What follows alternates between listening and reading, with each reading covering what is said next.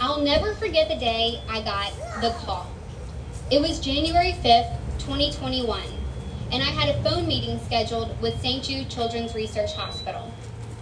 My assumption was that they wanted me to be in a commercial or to give a speech, except that their scheduling email had been super cryptic. We'd love to talk to you about a unique opportunity. And except for that weird feeling I had in my stomach, even stranger was who had reached out. Usually it's someone from fundraising calling with a request. This time it was the VP of staff, who had never reached out to me before. I always trust my gut, but in this case, the knot in my stomach made no sense. I called into the conference line, that weird feeling still with me. Something was coming. I could feel it. I got on the line and saw that a VP from fundraising was on too. "Hayley, we want to talk to you about something really big," said the VP of staff. Then he spoke to the other VP. "Do you want to take this away? Do you want to blast off?" I mouthed the words to myself. Blast off? She started talking about a fundraising effort they were doing. Okay, I thought, this makes sense. Then it got weird. She explained that through SpaceX, a private aerospace company, a billionaire named Jared Isaacman was going to space on the first all-civilian missions. One of the goals of the mission was to raise funds for St. Jude. Isaacman had given 2 of the 4 seats to St. Jude. One was going to be used as part of the fundraising effort. One was for a St. Jude ambassador. Then she said something even more unexpected. "We'd love to send you." I laughed. It was the only natural response. Then I said, "Are you serious?" They assured me that they were very serious. "Will you consider it?" "Yes."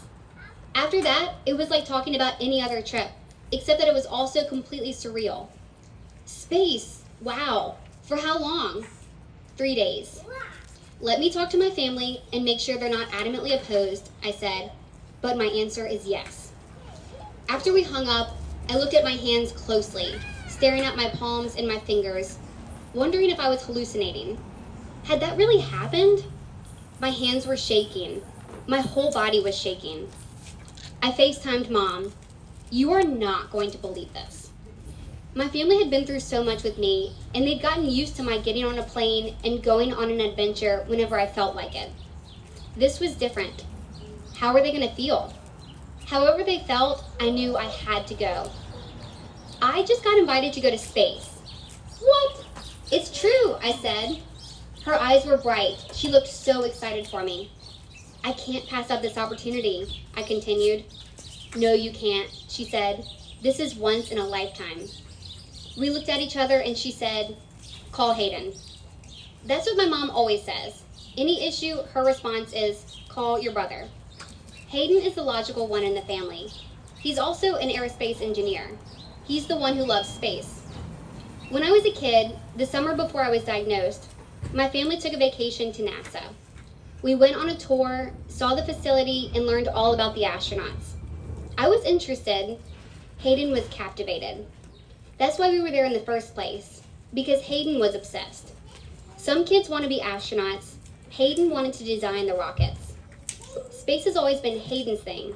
My thing was working at St. Jude. The idea of space I wasn't really sure how to process it. I hadn't even dreamed about it, but I wanted to go. Hayden answered his cell phone from his desk at work. "It's not an emergency," I said quickly. My family has seen enough of those to share news and information in a way that doesn't scare the other person to pieces. "I have to talk to you right now. You need to go outside." I waited until he was ready and then said, "Hayden, I got invited to go to space." I watched his face dissolve into shock while my mom looked on, smiling like crazy. I hadn't asked enough questions on the call with St. Jude, I was realizing. "I want to do it. What's the risk of death, like 50%? "No," said my brother. "Nowhere near 50. It's less than 1%. "Okay, great," I said, "because I'm going." "Wait, were you planning to go if it was 50%?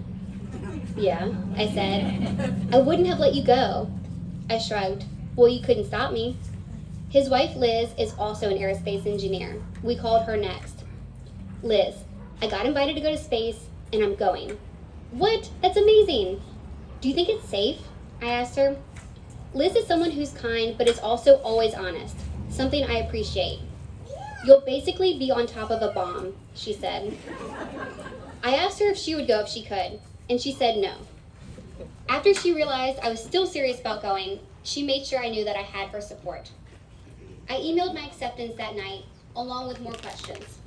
Are we going to any destinations, like the International Space Station? How many NASA astronauts are going to be on board?